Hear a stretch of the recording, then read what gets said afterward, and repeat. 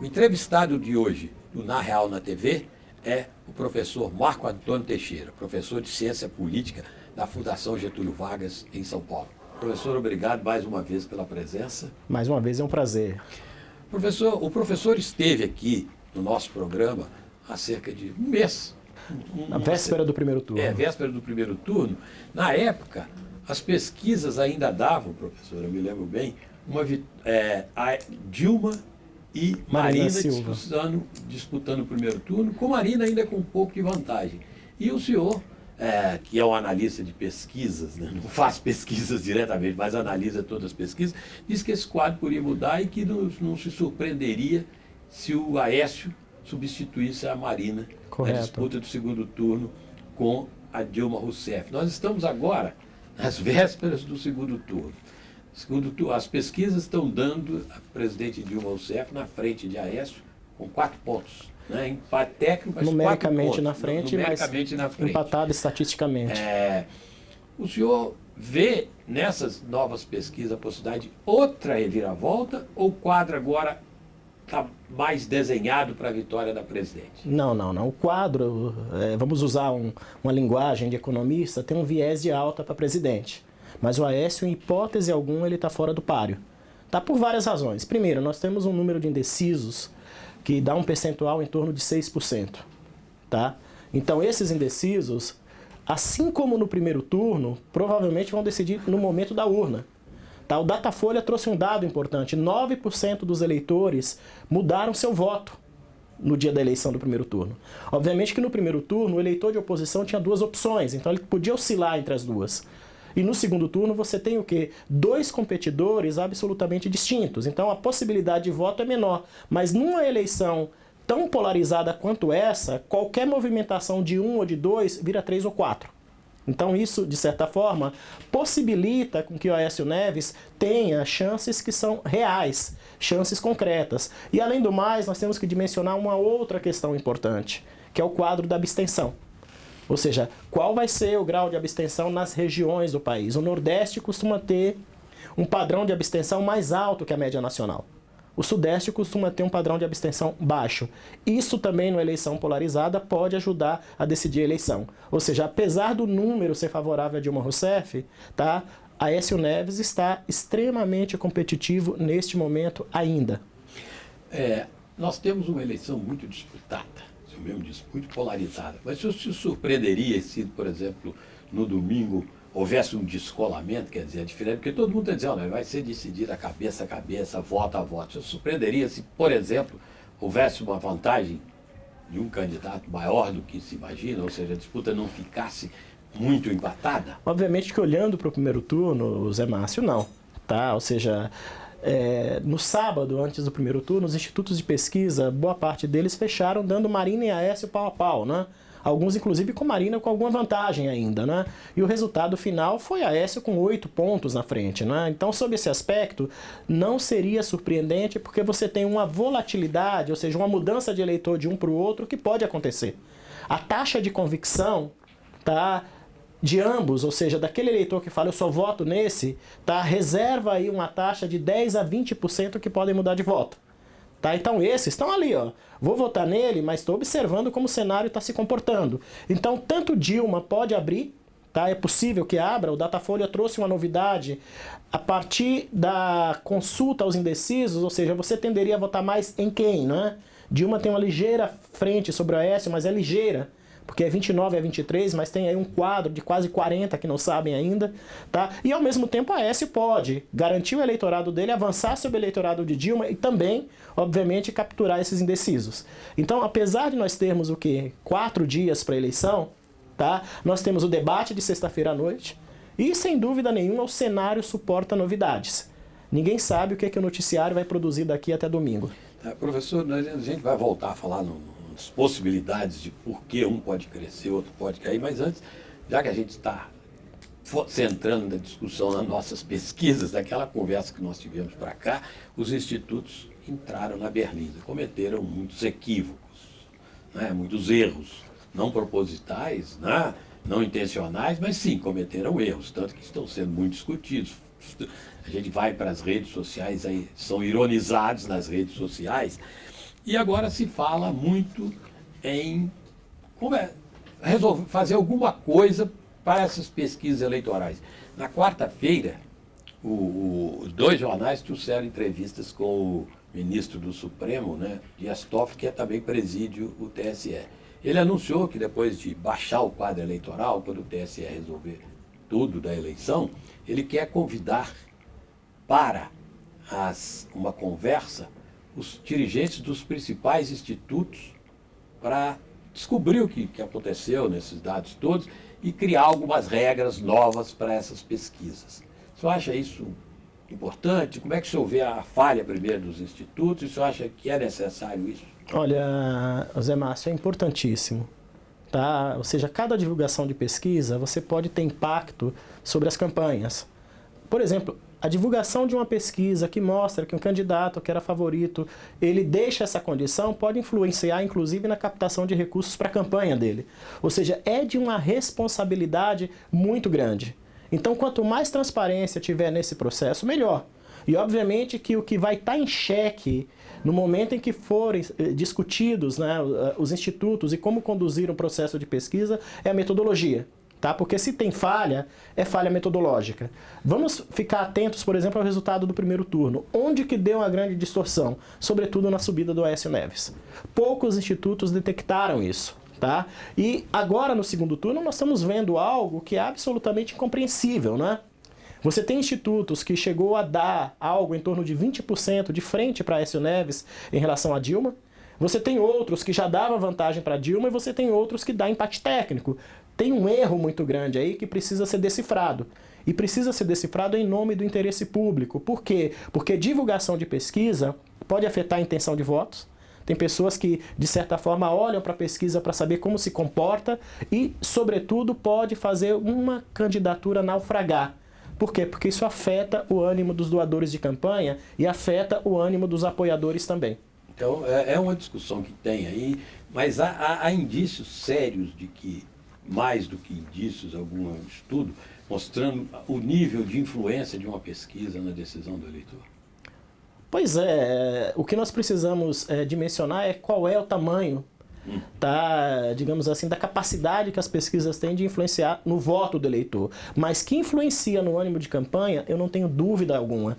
E na medida em que você, com uma pesquisa, desestrutura a campanha, provavelmente o eleitor ali vai repensar se vai continuar dando voto naquela candidatura também. Ou seja, é algo que tem um interesse público muito importante por trás e que justifica esse debate. Se o TSE fizer isso, vamos estar avançando. E olha como nós avançamos, Zé Márcio. No passado se discutia se proibia ou não. Hoje, eu acho que a questão da proibição ficou para trás. Por quê? Porque é um bem público a informação. O que se discute hoje, basicamente, é como garantir isenção, como garantir qualidade nessas pesquisas. Mas, professor, o senhor disse que ficou para trás a discussão do proibir, nem tanto. Quer dizer, os políticos não gostam das pesquisas de jeito nenhum. Quando elas são favoráveis a eles, eles gostam, mas sempre com o pé atrás. E quando não são favoráveis, aí eles começam a atacar o instituto. Então, o Congresso tem alguns projetos ainda nessa linha de proibição, não de melhorar a pesquisa. Inclusive, uma discussão no Congresso que já na volta lá, não com votar projeto, mas na volta dos que já abandonaram, saíram da campanha e tal, voltou-se a falar num dos projetos que é a proibição de divulgação de qualquer pesquisa nos 15 dias. Isso seria um absurdo. Seria um absurdo, eu não acredito que isso, inclusive, cairia bem na opinião pública. Tá? E por que eu acredito que não? Porque a pesquisa presta um serviço importante também para o debate político. Orienta o debate político. E tem outra coisa, Zé Márcio. Os partidos encomendam pesquisa. Inclusive, eles reorientam suas estratégias de campanha a partir das trackings ou a partir das pesquisas que eles encomendam. Então, ter isso privadamente e proibir publicamente seria algo um tanto quanto paradoxal. Mas aí você tocou num outro ponto interessante. Todos os partidos encomendam pesquisas que não são para vir a público, mas elas são usadas de uma forma ou de outra para tentar influenciar o público, não só para informar. A gente costuma ver nos jornais, nas revistas, ou ver na televisão algum comentarista, né, no rádio, algum comentarista que dá uma informação sobre uma pesquisa interna de um partido. E sempre essa informação é positiva. Sim. Então, e como resolver esse problema? De qualquer jeito, está sendo usada uma pesquisa que não foi feita para ser divulgada, não tem a tecnologia, né? E, no entanto, isso é usado. Pois é, essa é uma questão que precisa ser adequadamente discutida, porque uma coisa são as pesquisas oficiais, registradas lá no TRE, tá, com o tamanho da amostra, com as perguntas, tá? Essa você tem como controlar. As trackings, por exemplo, são diferentes de pesquisa, porque elas são feitas por telefone. E digamos assim, pesquisa por telefone não garante que a amostra seja universalizada, porque nem todo lugar tem telefone. Então tá aí uma questão que é uma preocupação importante, porque os partidos estrategicamente usam isso como estratégia, inclusive, de desinformação, o que é ruim para o debate público. Nós estamos agora no auge do segundo turno. Quem frequenta as redes sociais vai ver que existem pesquisas para todos os gostos, para todas as torcidas. E que, de certa forma, isso age muito mais contrário ao bom debate do que favoravelmente ao bom debate. Ou seja, estamos naquela situação. Temos um problema, precisamos discuti-lo, mas o pior dos caminhos é a proibição. Agora, professor, vamos voltar então à campanha em si, a esses dias decisivos. Quais o senhor imagina ou estuda, quais seriam os temas assim que podem, nesses dias que faltam, esses poucos dias que faltam, a não ser uma surpresa, né, uma revelação explosiva e tal, quais seriam hoje os temas e os assuntos que poderiam redirecionar algum eleitor? Olha, você tem os temas clássicos, né, Zé Márcio, que qualquer pesquisa indica que são grandes preocupações do cidadão brasileiro. Saúde sempre puxa essa questão como tema central, né? Educação também, mas os candidatos debatem isso com grau de generalização tão grande que o entendimento do público que está assistindo esse debate é algo que, de certa forma, não ajuda a decidir o processo eleitoral. Eu estou falando digamos assim, daquilo que deveria ser. Certo. O que eu esperaria? Mas o que a realidade nos aponta concretamente? É que ambos os candidatos retomem, tá, a velha estratégia de olhar para o passado, para tentar descobrir onde que um errou mais que o outro e transformar aquilo que seria o debate num grande processo de acusação. Isso é deseducativo do ponto de vista eleitoral. E o curioso é o seguinte, né? Nós tivemos recentemente 2 debates. Um foi uma tragédia. É o do SBT? Do SBT, que foi um processo de agressão sem precedentes e que entrou para a história dos debates políticos no Brasil. O segundo já foi mais morno. Tá? O Datafolha soltou hoje uma pesquisa mostrando que 71% dos entrevistados reprovaram a conduta dos 2 políticos naquele debate. Mas o que se prenuncia aí concretamente? Que no debate de sexta-feira, o processo de agressão mútua dificilmente deixará de ser uma estratégia lançada por um dos 2. Eles podem até reduzir o tom, mas não vão abrir mão dessa estratégia. Por quê? Porque talvez eles julguem, por suas equipes de marketing, né, que isso é eficiente para tentar buscar, sobretudo, aquele eleitor que ainda não tem convicção do seu voto.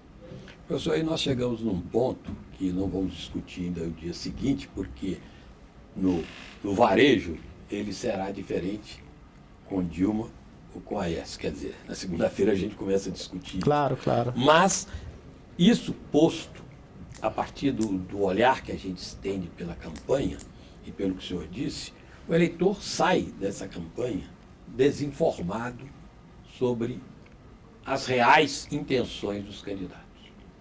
Sem dúvida. Sabe? A informação que ele tem é a negativa, sai confuso, é negativa. Aquele vai fazer isso de errado. Aquele vai fazer isso de errado.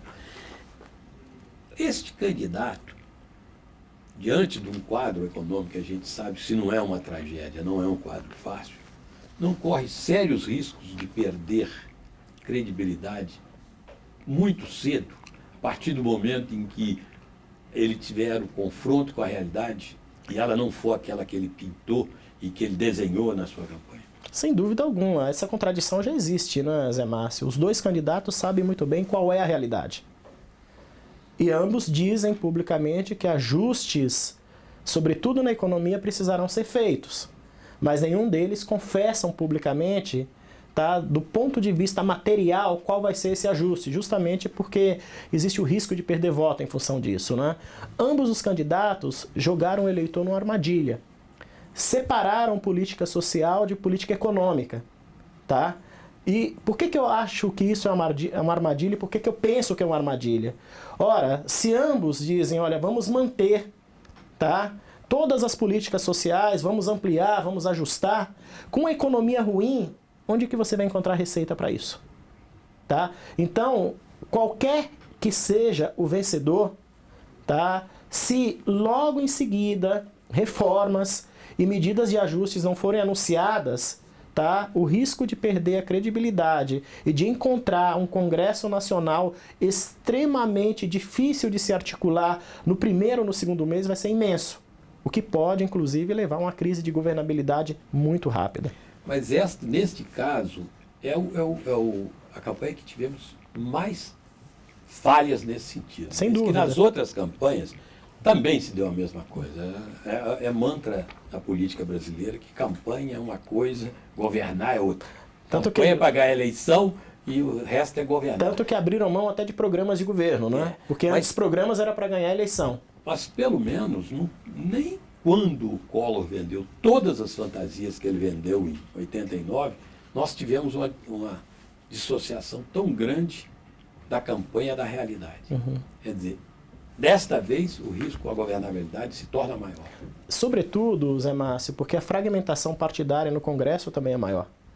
Vamos pegar uma questão importante. O Eduardo Campos, quando estava vivo, diria que se ele fosse eleito presidente, dizia que se ele fosse eleito presidente, reduziria o número de ministérios pela metade. O Aécio também diz. Não pela metade, mas 20 e pouco. Sim, o Aécio também diz. Eu fico imaginando se isso é viável com a fragmentação partidária dessa maneira. Tá? Ou seja, como governar sem fazer concessão. Então, assim, tem várias questões que, de certa forma, dificulta a implementação de promessas no momento em que você vai enfrentar a chamada real política. Tá? Para enfrentar a real política, você vai ter que fazer um pacto antes de começar o governo muito forte. Inclusive um pacto onde os partidos se comprometem a assumir, tá, que gastos precisam ser feitos de maneira mais eficiente e que talvez hajam postos governamentais que não precisam ter da forma que está. Mas aí essa história do pacto é interessante pelo seguinte motivo. Grande parte desses partidos, né, vamos dizer assim, vão ser francos, são partidos negociais. Partidos de adesão. De adesão e negociais. Sim. Ou seja, eles não vão fazer um pacto de governabilidade sem as contrapartida. Em contrapartida. Os partidos não negociais, aqueles que têm um programa, tem uma série de virtudes, a gente sabe que tem, e existem esses partidos, eles vão sair muito rachados, muito magoados, muito atritados dessa campanha. E menores. E menores. Aqueles partidos que formariam até um núcleo menor, mas que você diria um núcleo confiável de gestão, eles não vão se entender. Pelo menos não no primeiro ano. Depois do que nós vimos por aí, não vão se entender no primeiro ano. Seja por parte com a vitória da Dilma, seja com a vitória do O PMDB não vai se entender, por exemplo. Nem ele vai se entender. Exato. Então, como é que... Não tem jeito de pacto. Pois o pacto com os que já existem... Aí a esperança é que a pessoa que venha a ser eleita, qualquer um dos dois, tenha, de certa forma, uma capacidade de ter na sua equipe negociadores muito hábeis, porque não há outro caminho. Não há outro caminho. O caminho é enfrentar o problema do país dialogando. E mostrar para os partidos, mostrar para os setores que nesse momento é preciso abrir mão, é preciso perder alguma coisa para que todo mundo ganhe. Senão, a ingovernabilidade ela vai se tornar inevitável. Você acredita que não funcionaria um soco na mesa? Acredito que não. Não? Eu acredito que inclusive assustaria e causaria, digamos assim, um padrão de conflito acima daquilo que é suportável do ponto de vista de uma boa relação. Agora, professor, num caso de um acerto entre os partidos, porque esses acertos são pontuais. O problema que está nesses pactos da forma que são pontuais. Quer dizer, cada caso é um caso, cada votação é um caso. Que torna a governabilidade muito custosa. Tá? Nós estamos longe, Zé Márcio, do tipo ideal, digamos assim, de governabilidade, que é uma negociação de programa. Você acerta um programa e aí o comportamento dos seus aliados é previsível em função daquele acerto no atacado. Você tem razão. O que vai acontecer, o que tende a acontecer são pactos pontuais ou pactos no varejo, que dependendo do assunto em tela, pode inclusive dividir a base governamental. Lembremos, quem deu mais trabalho para Dilma? Foi a oposição ou foi a situação? Sempre foi a situação. A oposição, e qual aliás, situação? O próprio PMDB. O próprio PMDB. Por quê? Porque é um partido muito heterogêneo, que articula dentro deles interesses completamente distintos, né? A entrevista que o deputado Eduardo Cunha deu há 2 semanas atrás mostra um pouco isso. Tá? Exatamente. Mostra um pouco isso e mostra um pouco esse risco, né? Talvez os partidos precisem de novos interlocutores. Talvez o próprio PMDB precise de um novo interlocutor. Por quê? Porque o Eduardo Cunha é interlocutor de uma parte do PMDB. E de uma parte que provavelmente tem interesses que não interesses grandes da sociedade. Interesses mais localizados. Agora, na outra ponta, quando conversávamos antes do programa, o senhor chamou atenção para isso, na outra ponta também vamos ter uma coisa que é muito positiva. Qualquer que seja o resultado da eleição, nós vamos ter oposição. Uma oposição. Sem dúvida alguma. Pelo menos não tivemos nos últimos 12 anos. Né? Exato. E a oposição é indispensável. Por quê? Porque é ela que faz o governo se repensar. É ela que, de certa forma, faz com que o governo seja mais republicano, inclusive. Por quê? Porque ela controla a ação governamental.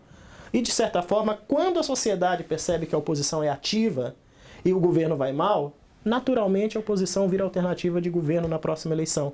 Isso que é o bonito da democracia. Agora, nós falando sobre o governo e as medidas que ele precisa tomar. É isso, o governo, para vencer esse impasse do Congresso, ele poderia agir com as forças sociais. Não jogar as forças sociais lá dentro, mas se ele tivesse um amparo na sociedade... Pressionar de fora para dentro. De pressionar, talvez fizesse o Congresso agir um pouco menos nos seus próprios interesses. Nós tivemos vários... Ação menos endógena, né? Tivemos vários momentos em que isso aconteceu. Podemos citar a lei da ficha limpa, podemos citar a derrubada da CPMF. O Marco Civil da Internet. O Marco Civil da Internet. Sim. São questões que atropelaram os partidos a partir de pressões de fora. Eu acho que essa é a grande alternativa. A grande alternativa. Mas se essa sociedade começar o governo, qualquer que seja, ele desencantado porque ele vai receber o que não foi prometido para ele. A esperança é que a sociedade seja ativa, não é? Vamos pegar um exemplo próximo do nosso, né? O Chile teve manifestações parecidas com as de 2013, aqui de junho. Qual é a diferença do Chile? Lá os manifestantes foram pressionar a estrutura política, tá?